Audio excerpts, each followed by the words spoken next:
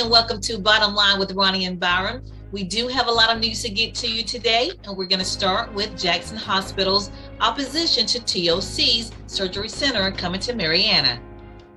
And in national news, we'll talk about how New York Attorney General Letitia James ends her bid for governor as Trump investigation ramps up. And then we'll talk about sports. The Chipola men's and women's basketball team are hosting the Panhandle Classic this weekend.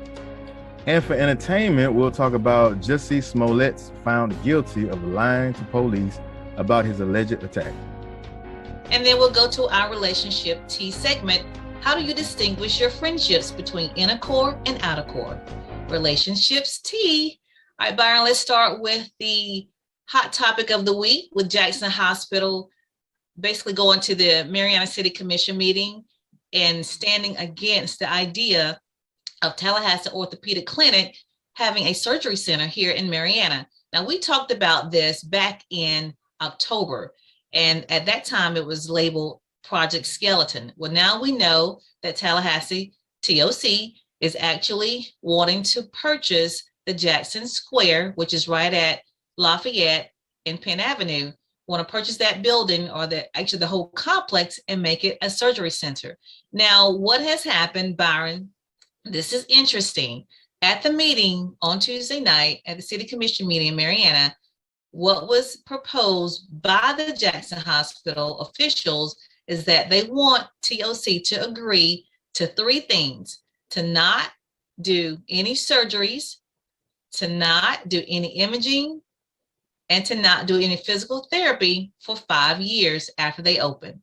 And Byron, the officials for the City Commission, they agree. They put an amendment to the MOU, which is a memorandum of understanding. And they also put in an incentive that TOC would get $200,000 as well as an economic incentive. So now the ball is in TOC's court, whether or not they will agree. What do you think about that? Yeah, my whole thing is, it was a bit confusing. I'm glad you clarified a good piece of that, because I couldn't understand, and I know I'm not the only person. What's the big deal as to why the doctors and the hospital felt like TOC would take jobs away? Because from my understanding, it's orthopedic center. It's when it comes to I've got my orthotics from TOC, so I didn't think that Marianna Hospital provided that service. Now, if it's surgeries and physical therapy, I mean, even still, I don't see how that's going to cut into. To me, it looks like it'll bring a lot of money to that side of Marianna. But yeah, I don't understand that piece. And maybe somebody else is gonna have to school me on their real, true argument. But looks like so they did agree through that 5 year. Yes, well, not TOC. The City Commission put an amendment to the memorandum of understanding, the MOU, to give to TOC that in order for them to basically have I guess it's not even approval, but in the incentive of the $200,000, you must agree to those three things: not do any surgeries, not do physical therapy, and not do any imaging. Now, here's what's interesting. Now, Jackson Hospital owns Chipola Therapy. Chipola Therapy is right there by Grocery Outlet. Okay, so that's owned by Jackson Hospital. However, the actual staff, the actual company that does the therapy is called Exodus Rehabilitation. It's owned by Chauncey Belzer. Now, so Jackson Hospital contracts their physical therapy with Exodus Rehabilitation. Okay, now follow me. So now they are basically fearing the fact that if TOC comes in and does physical therapy or does any type of surgeries, that they'll take money from the hospital as well as jobs. That's their complaint. But you don't not only have Chipola Therapy here, which is the actual name of the therapy center, you have Marianna Physical and Equated Therapy right down the street in that Burgundy building off of Lafayette Street. So there's another physical therapy place that's here. So so it's kind of like, okay, you're trying to say that you don't want any more competition, but you do have some already here. However, probably not is on the same scale as TOC. Now, what I think citizens are going to look at, two things, Byron. TOC, yeah, will probably bring in more machinery that the citizens can use, especially when it comes to people that are paralyzed. There may be some equipment that patients have to go to Dothan or to Tallahassee or Panama City to get therapy, because maybe there's not the equipment that's here. So that gives an advantage to the citizens here to have access to that equipment if TOC has something that the current therapy places don't have. That's one. And then two, economically, Byron, that is a $8 to $10 million project that will be sitting on West End, which means that's about $20,000 to $25,000 in ad valorem taxes per year, which means the CRA for the West End will get 80 to 90% of that. Well, I'm looking at this from the standpoint of if TOC was just providing physical therapy, orthotic surgeries, and things like that to just Marianna residents, then they would have an argument. But if you bring a facility like that into Marianna, which on the West End is right off of 231, I mean, you bringing in people from Alabama, from Georgia, and Florida and West Florida. Not to mention, people will come as far as Tallahassee, because that's where their main facility is. People will come from all around. You would draw in more people. So it's not like, right, this facility is just going, if anything, it would bring more money to Jackson County. And in the event somebody wanted to make it could piggyback off of each other. Somebody, if TOC's booked up, hey, you've got this other facility. The other facility booked up, hey, you can make an appointment with TOC right down the road. I think this is one of them situations where people are afraid of growth, and they're not looking at it from the standpoint of the glass is all, is half empty versus half full. But people in Jackson County are tired. They want growth. They want something more where you don't have to hop in the car and drive 40 minutes or a 2 or 3 hour, 2 hour round trip for services that you can have right here, for restaurants, for entertainment. And this is one of those steps. So I think, it looks like it's a good step, but if TOC don't go along with that amendment, we could look at losing. But here's my question, Byron. I did reach out to Jim Dean, the city manager for Marianna, and he said he spoke to both entities, TOC and Jackson Hospital, after that meeting on Tuesday night, and basically was encouraging them to both just to come together, because they currently have a partnership. TOC and Jackson Hospital already work together. They have a partnership. TOC leases their current facility from Jackson Hospital, where they are right now. So, I'm hoping they come together, but I think my question is, so what if TOC say, you know what, we don't want to do all that. We just want to come in and buy. That doesn't stop them from coming in. No. With the relationship, but it does not, if they disagree to, because from my understanding, they've already said, okay, we won't do any outpatient surgeries for 5 years. We'll agree to that. But they went back and added those other two items. So they have not agreed to that yet. So my point is, they don't have to, and they can just come in and still open up and just have a rocky relationship with the hospital. Yeah. You know what it reminds me of, and I'll leave it alone. I watched the story of Walt Disney when he was actually trying to find land and property to build Disney World in Florida. And he actually came to Bay County, the Panama City, and waited for a long time. And when I want to say it was like 8 hours in the whole day. He sat and waited. And then at the end of the day, they came to him, was like, they didn't want no circus or nothing like that, in that area. And it's like, man, you couldn't tell me you could have had Disney right here. You know what I'm saying? So it's one of those things where don't be the joke in some movies, they'll say don't be that mayor off of Jaws, don't be that guy that let up something big happen or potential to happen in Jackson County. So now, yeah, hopefully what a CRA is. That's the trust fund that the community will have to improve and to enhance the area. So like I mentioned before, this project could put between $20,000 to $25,000 in ad valorem taxes, and then of course 80 to 90% of that will go to the waste and CRA. So I think in that agreement, if they somehow came up with something where it could be a how would you call it, not like a memorandum of understanding or agreement, but kind of like a sister company type partnership where they're sharing some of the influx of patients that come in, something along those lines. I think we'll probably make that deal go through. But if it's just them coming in and just getting all the business, I think that's what a hold up may be.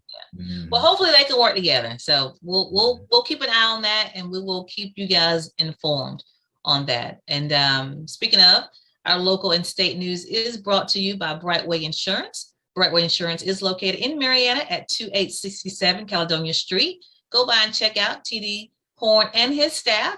You can reach them at 850-633-3460, and you can get your property insurance, life, business insurance, auto, any insurance you may have need for. Contact Brightway Insurance. All right, Brian, my next story is going to be about the Beefal Brady trial that's going on here in Marianna. For those of you who don't know, there was an incident back in July of 2019 where a patron that had just left Beefal Brady's basically collided head on into this vehicle, and it killed not only him, but also killed the driver and the passenger in the second car. And so the husband of the passenger who died, his name is Stephen Blyton, and her name I think was Victoria, but he is suing Beefal Brady's for wrongful death, basically blaming them, saying that they overserved the guy. His name was Misael Gonzalez, and that trial started on Monday and it continued on Tuesday. And so I'm waiting for some updates that I don't have them right now, but what has happened so far is that the defense is trying to say that, of course, the bar is not responsible, but the prosecutor is saying that the bartender overserved him. The guy drank, it was equivalent to 10 drinks over what he should have had in like a 2.5 hour period. You can see on the video, they showed the video where the guy actually got into it with a couple of people. And then, it was just unfortunate. Then when he left Byron, he, had the accident, killing himself and then 2 other people. He looks like in that video, looked like he almost ran into the building as well. He was, I saw that footage. He was in bad shape. There's no way you not know that he had too many drinks. He was in. Well, he took his shirt off. And that was another one. They said he was there for one of the staff members that I guess he was dating or something.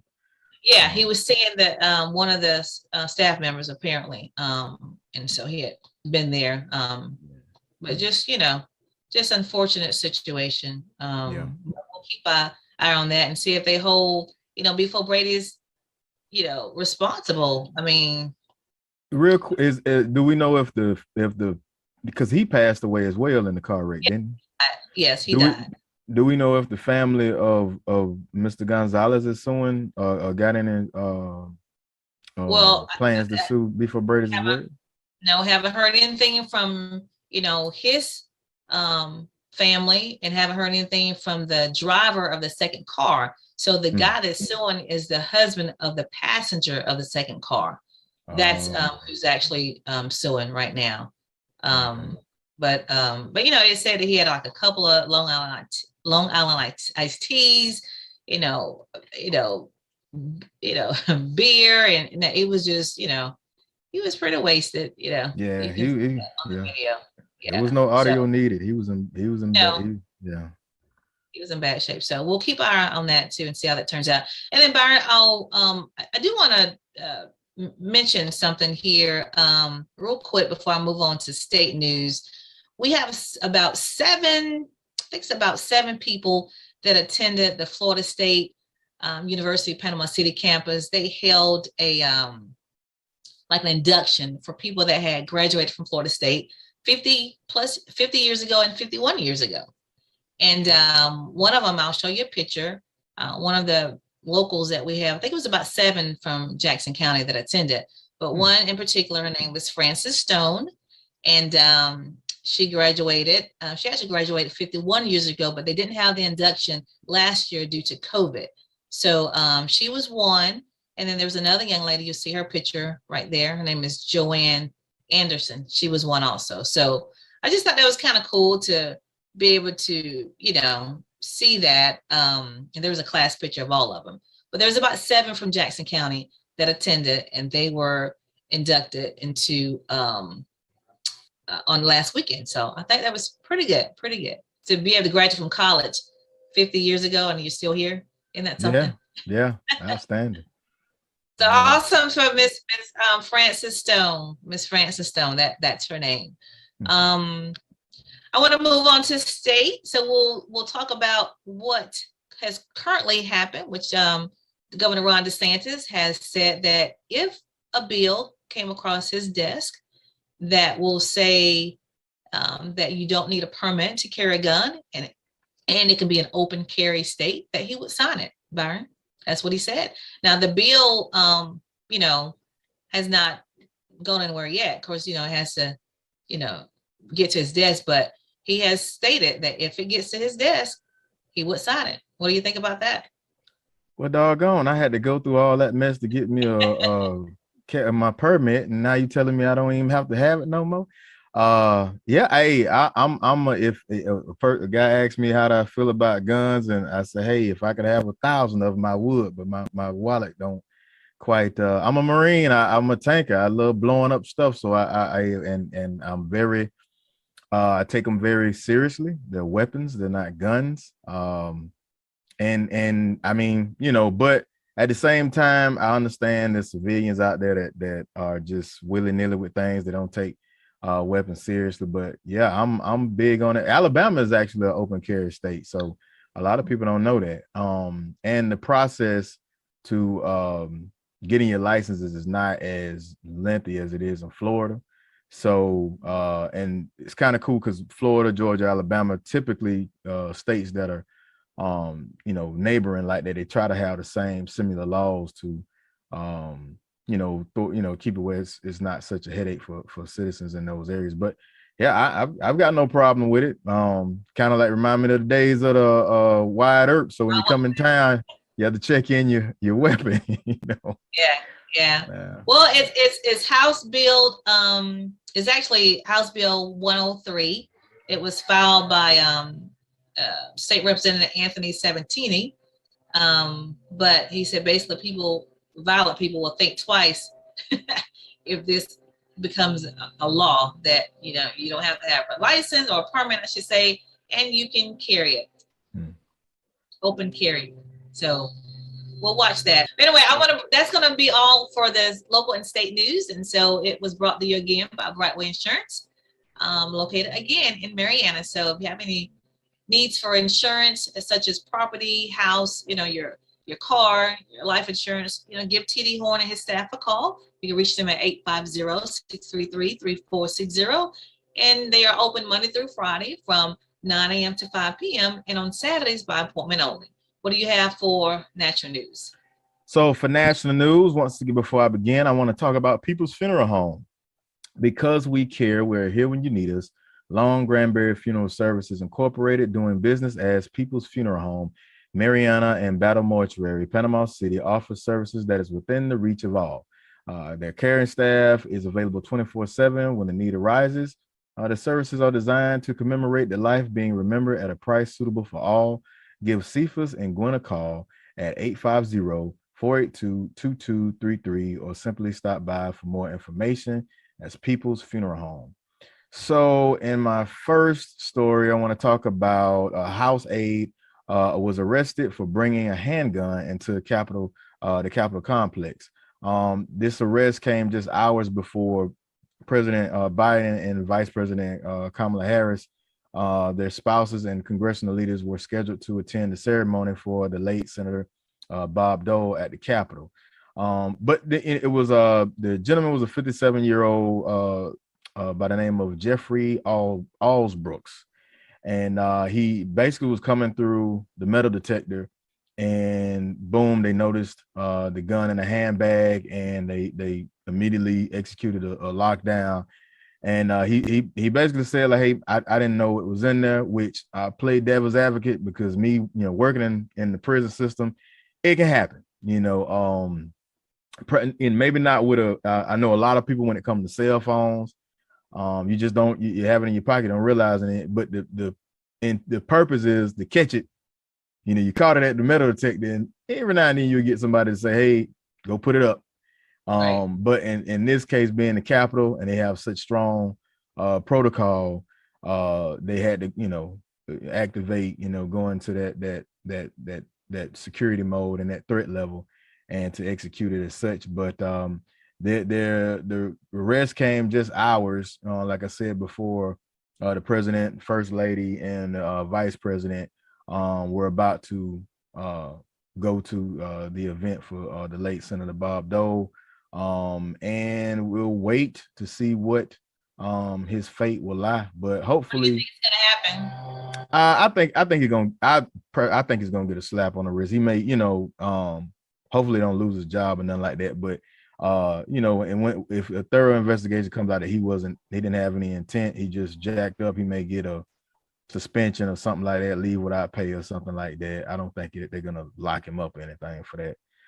Because it happens. I mean, especially if you're in law enforcement or you're a hunter or something like that, you'll forget you have your gun on you if you carry it all the time. So that's a good segue from the last story. But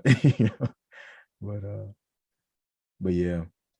So maybe they won't, they'll give him like a slap on the wrist or something like that. Yeah, that's what I'm thinking. I'm thinking they're not gonna, prosecute him or anything like that. But you never know what comes out of this investigation. But to me, it sounds like one of those cases where he just had a, boneheaded moment, and it ended up costing the whole Capitol to shut down. So in my next story, the Michigan school shooting survivors files $100 million lawsuit. So there were 10 students and teachers were shot at the school in Oxford Township, roughly 30 miles north of Detroit. Two lawsuits seeking $100 million each have been filed against Michigan school district. So they're suing the school district, its superintendent, principal, and others after 4 students were fatally shot and others wounded at the Oxford High School. Their lawyer announced the lawsuit was filed in federal court in Detroit. Attorney Jeffrey Feiger said Thursday they were filed on behalf of a student who was shot in the neck and wounded during the November 30th shooting, and her sister, who was next to her at the time of the shooting. So basically, they're going after the school district, the superintendent, the principal, the dean of students, 2 counselors, 2 teachers, and a staff member, by saying that they knew more and they didn't do enough to stop the shooting from happening. Ethan Crumbly, 15-year-old sophomore at the school, was arrested at the school and has been charged as an adult with murder, terrorism, and other crimes. His parents, James and Jennifer, were later arrested and charged with involuntary manslaughter.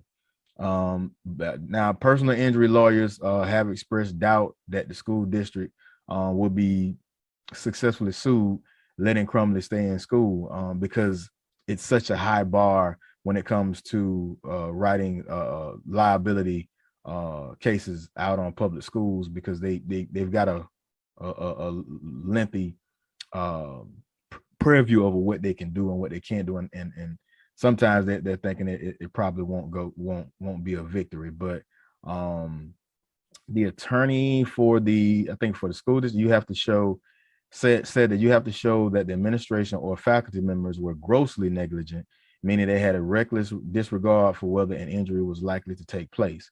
So we'll see what happens with that case.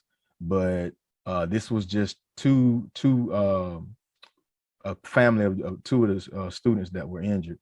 So we don't know. Maybe more coming from that.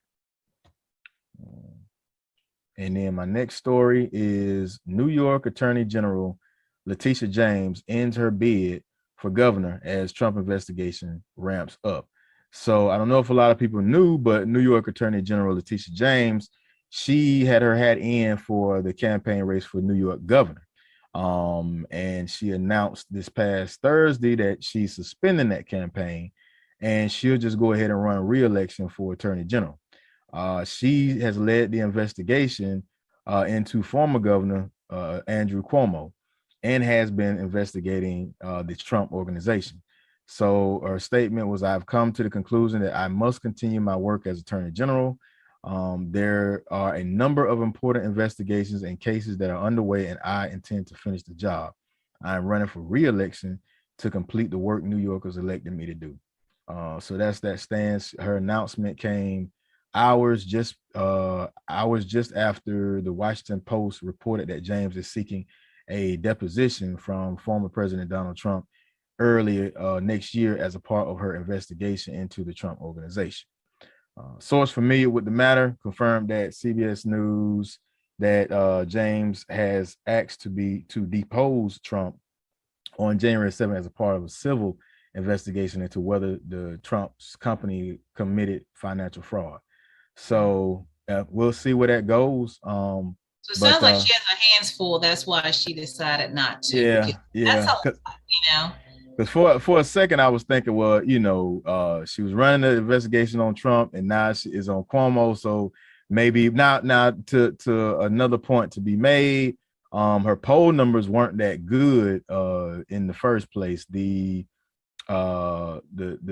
interim governor, current governor right now, Kathy, I hope I'm not murdering her name, Hochul, she was leading James by 36% to her 18.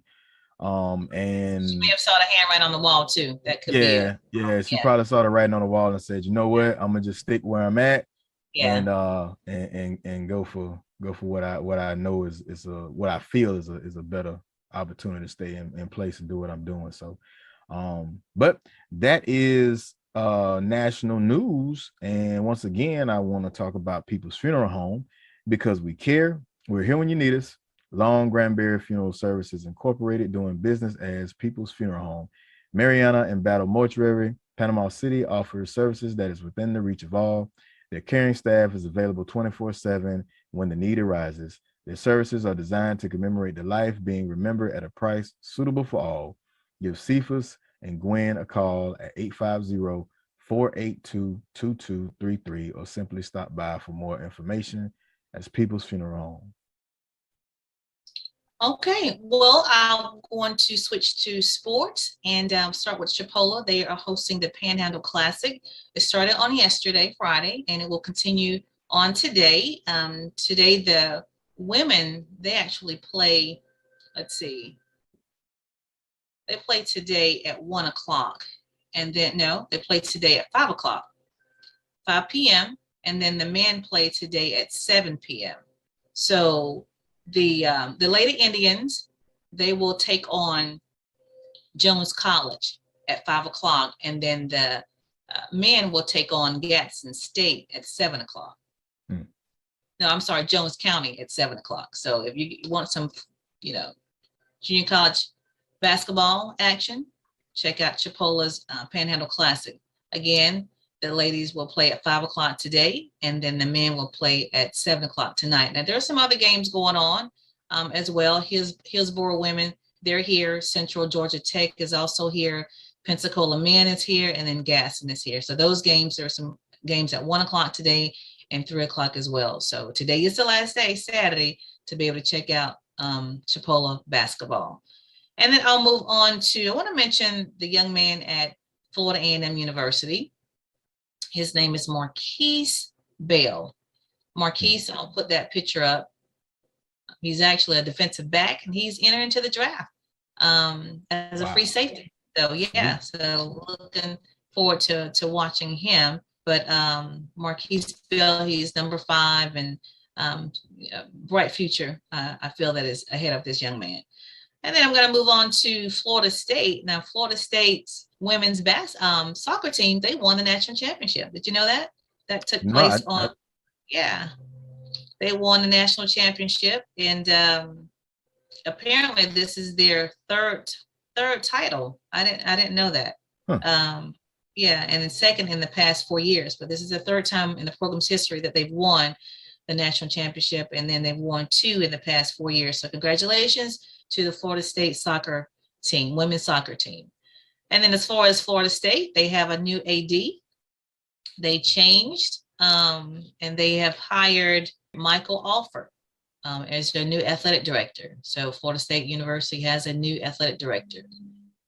So I want to make sure he starts, wanted to make sure people are aware of that. He starts on January the 3rd. He used to be the president and CEO of the Seminoles Boosters. That's what his last post was. So now he is the athletic director.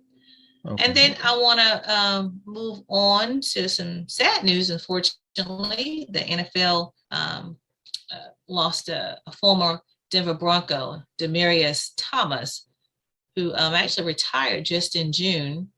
And unfortunately, he passed. He was found in his home on Thursday, and it's suspected that he may have passed from a seizure. They said in the last year he's had seizures, so they're thinking. But he was only 33 years old, and he has a birthday coming up December 25th on Christmas, and he would have been 34. So that's unfortunate that this young man passed at an early age. But that is Demaryius Thomas.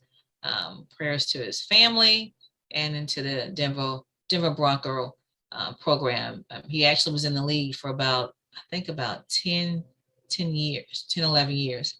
Yes. Yeah. And that's sad, man. Yeah. That's crazy. And to be, so young, it's things like that, it's like an aneurysm or something like, it's just, you never know.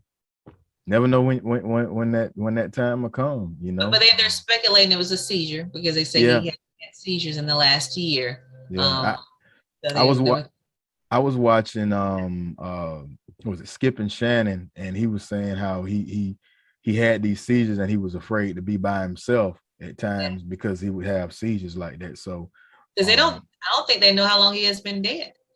He was found. So apparently he was by himself, unfortunately. Yeah.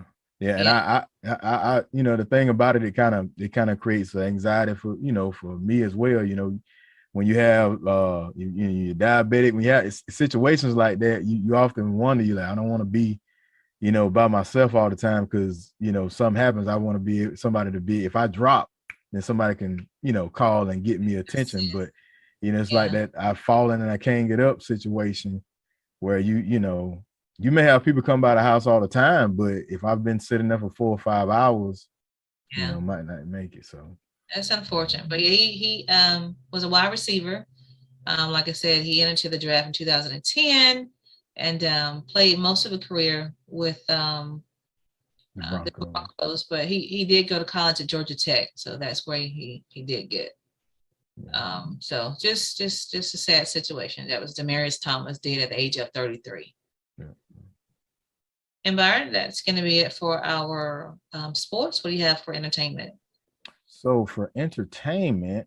I'm sorry, Byron. I must mention Simone Biles has been named the Times Magazine Athlete of the Year. Oh, yeah, that's right. That's right. Simone Biles. We can't forget that. Yeah. Sometime, at the Olympics and made a stand, took herself out of the game. And put her mental health first and caught some flack about it, but she persevered, and Times Magazine has named her the Athlete of the Year. Congratulations, Simone Biles. Yeah, making us proud.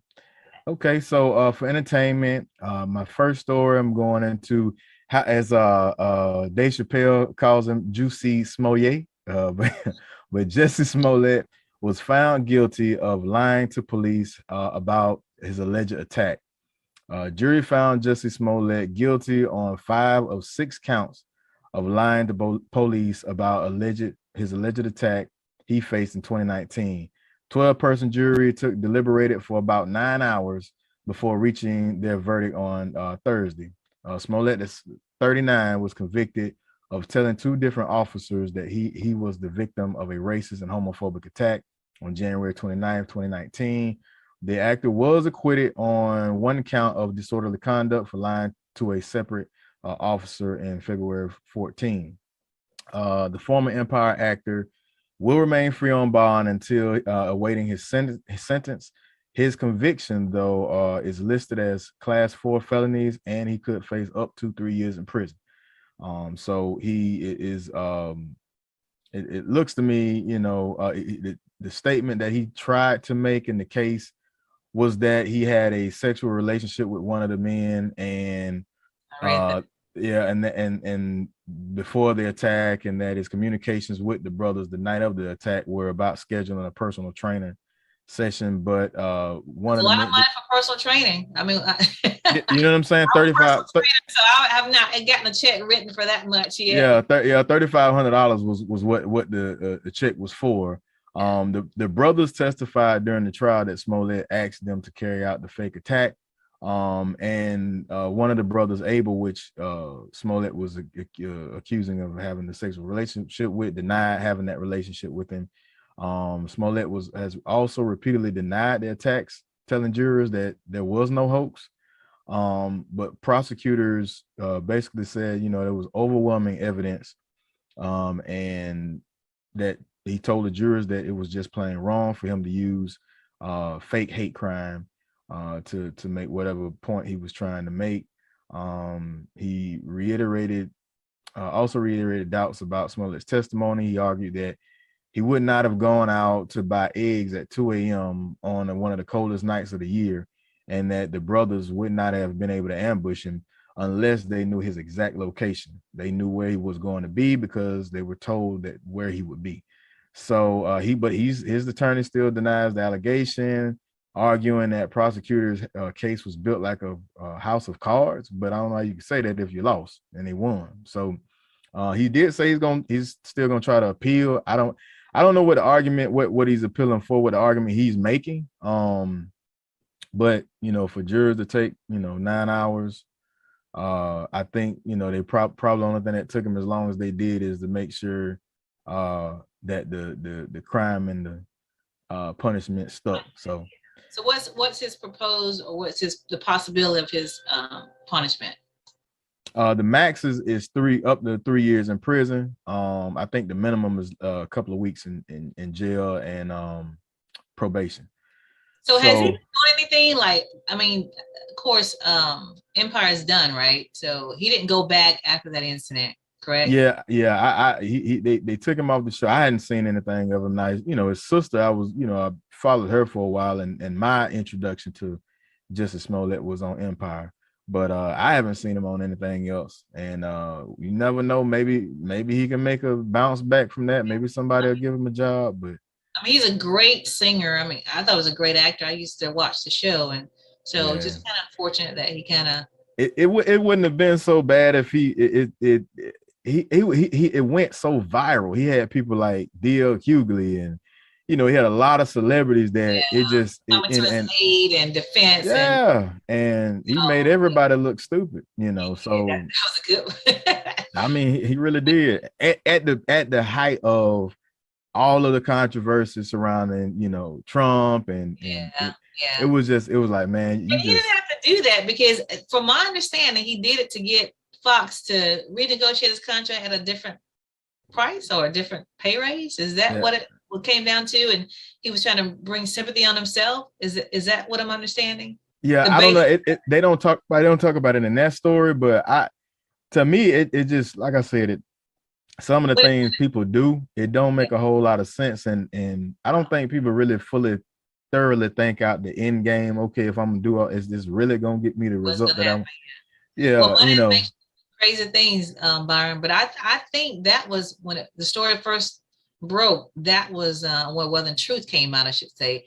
The gist of it was he was trying to get Fox to renegotiate his contract at a higher level. So basically, trying to bring on sympathy. That seems to be his end game.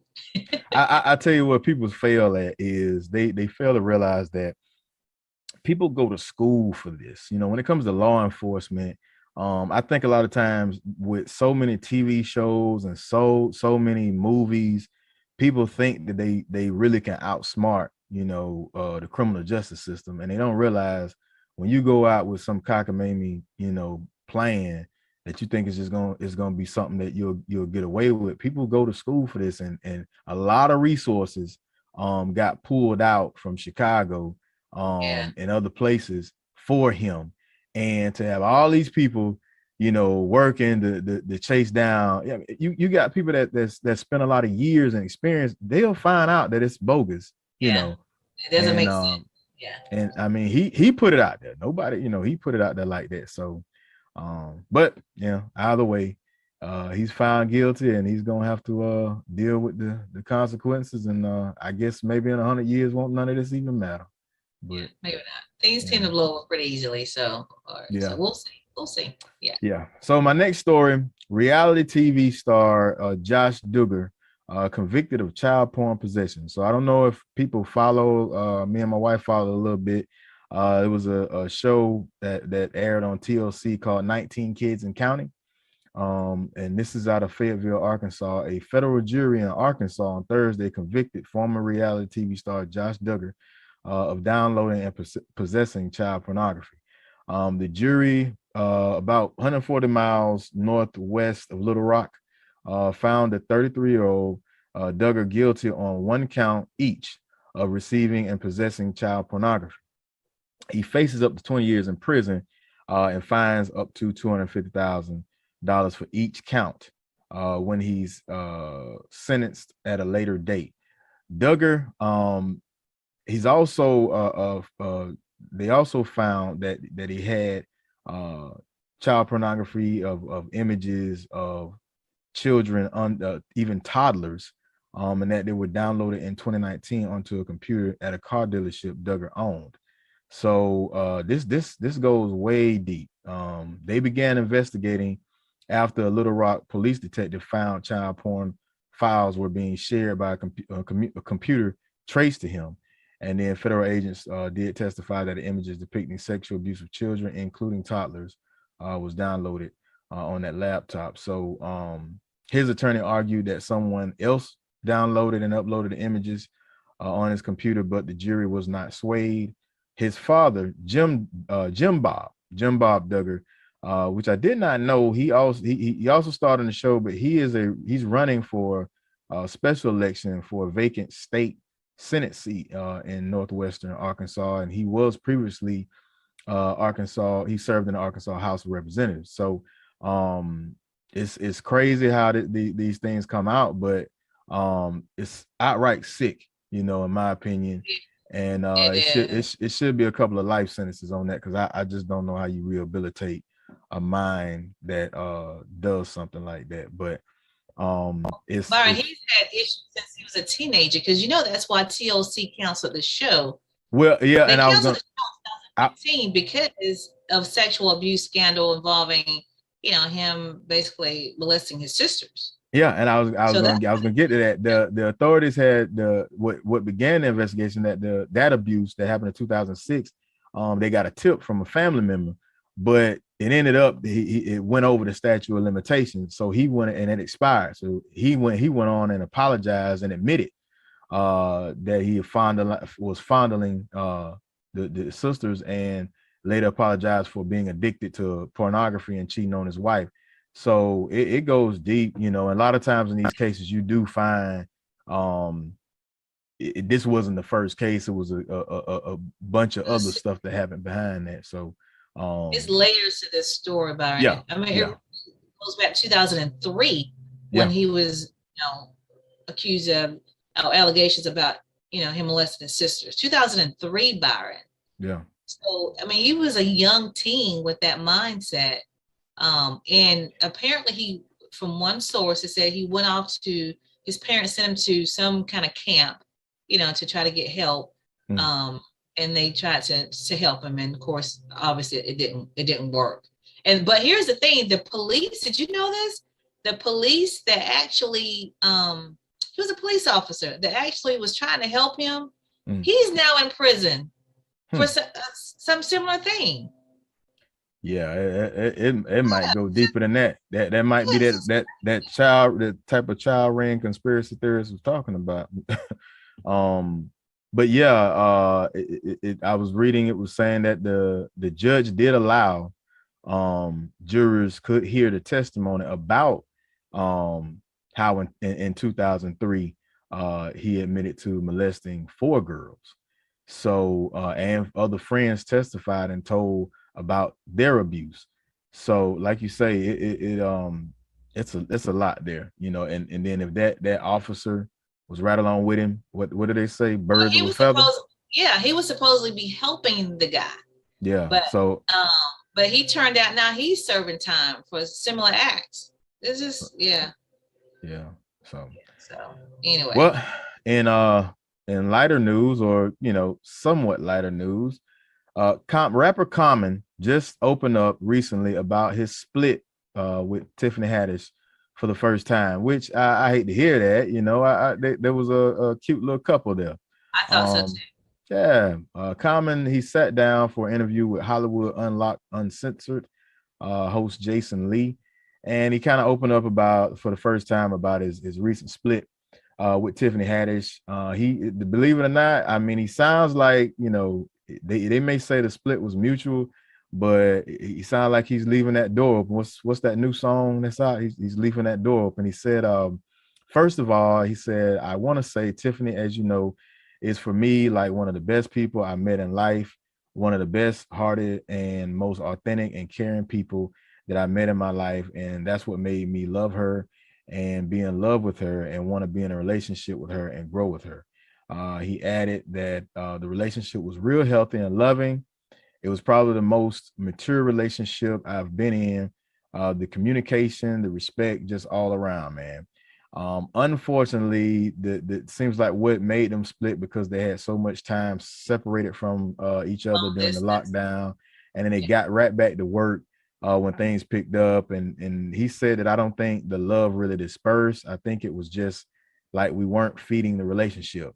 And he said that it was a mutual thing because they didn't want to have one foot in and one foot out, as he put it. And he said, I feel like both of us cherish and valued our relationship, and both of us have come out better human beings.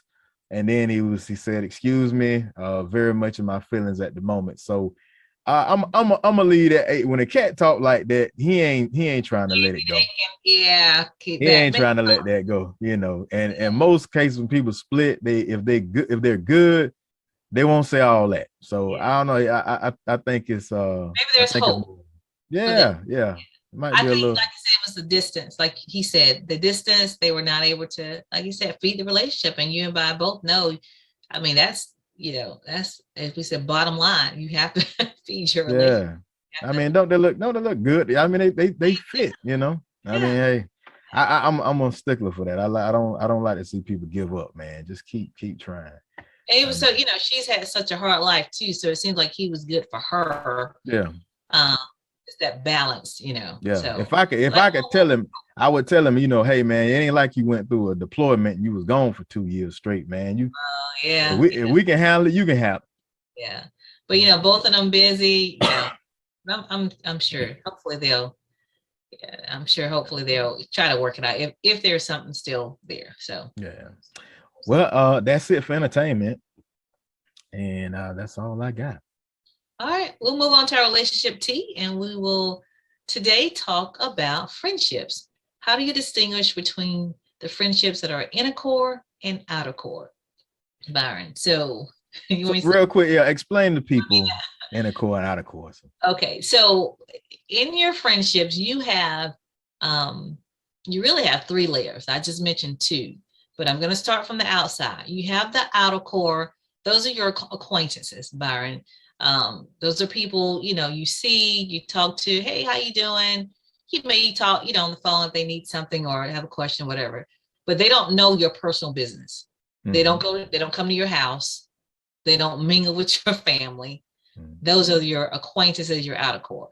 And then you got those that come in a little bit, you know, further. I'll say your middle core. they may come to your house, they may come over to your cookouts, or they may come to your events, but they still don't have that entrance way into knowing your personal business. So that's the middle core. Okay. Mm-hmm. We probably have a lot of people in that area, the middle core. You talk to them, talk on the phone, whatever, and they may know some things about you, but then you step into that inner core. Those are you, and that should probably be maybe 5 or less people that knows everything, just about everything about you outside of your spouse, that you feel comfortable talking to, the good, bad, ugly. That's the inner core. That's who you can go to. That's who you trust. That's who, whatever you tell them, don't go past that. That's the inner core. So that's what I mean. Outer core, I'm going to add middle core, and then inner core. So you can't put everybody in your inner core. You get in trouble. You can't do that. You have to distinguish your friendships. Got it?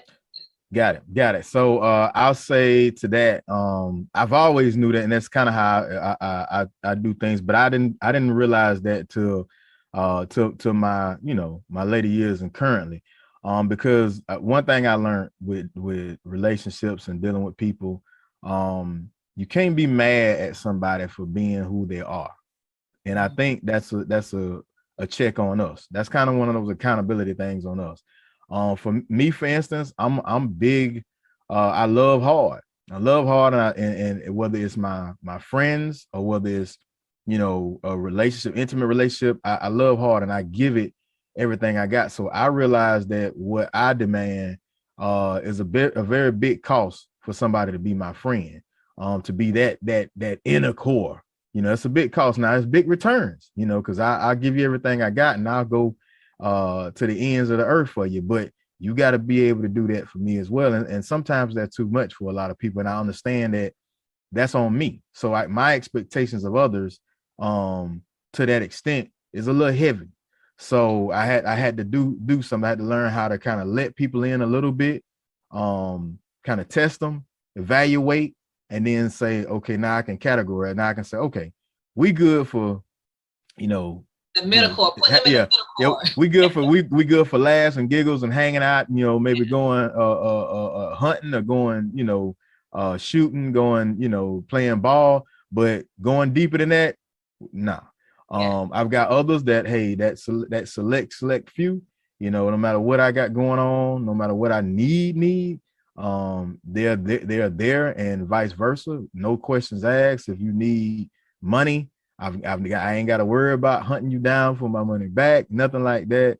And it's just one of those things where people, you have to kind of, a lot of times we get mad and we get upset when somebody does something that we feel like they've double crossed us or something, but really your expectations of them were a little too big.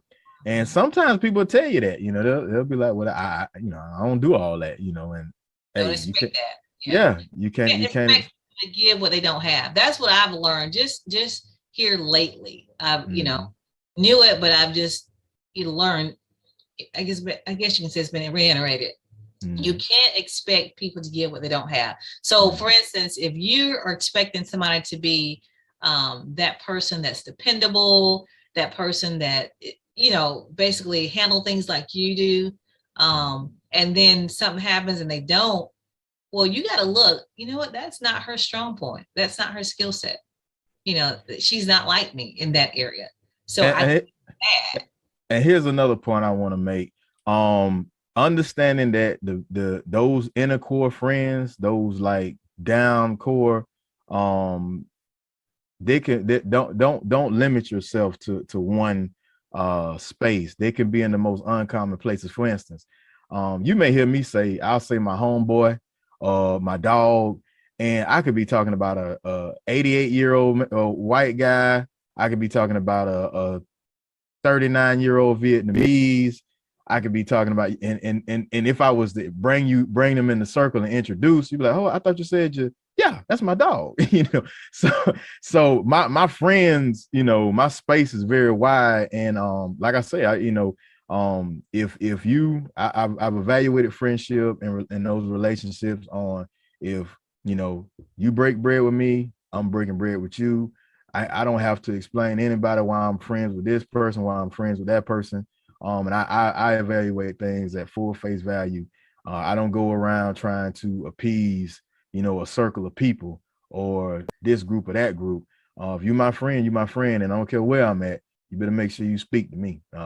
So that's me. So I think when people get to that understanding, I think the better life is, because you never know, you may have the best friend out of that might be a coworker that's 20 years older than you or younger. But yeah, I see what you're saying as far as you don't categorize people by their age and stuff. Yeah. But like I said, you do have to understand you do have different levels of friendship. So don't get in trouble because you expected to be confidential because you told somebody on your outer core. Well, those people on your outer core, they're friends with somebody else and they told that person and it spread it, and now you're upset. Well, you have to learn that's not your inner core person. She's and you may be their outer core and the other person may be their inner core. So they told the inner core person, right? Yeah. So that's what I'm saying. You have to understand how to evaluate your friendships. Outer core, middle core, inner core. And that inner core, Byron, is very small. I mean, you don't have a whole lot of people in your inner core, or you shouldn't. Otherwise, you're going to be disappointed. Because you may be their inner core, but they're, or they might be your inner core, but you may not be theirs. So they're telling everybody else that's in their inner core. So I guess it's two sides of that. Understand your how other people are your inner core, outer core, and understand how you are somebody else's.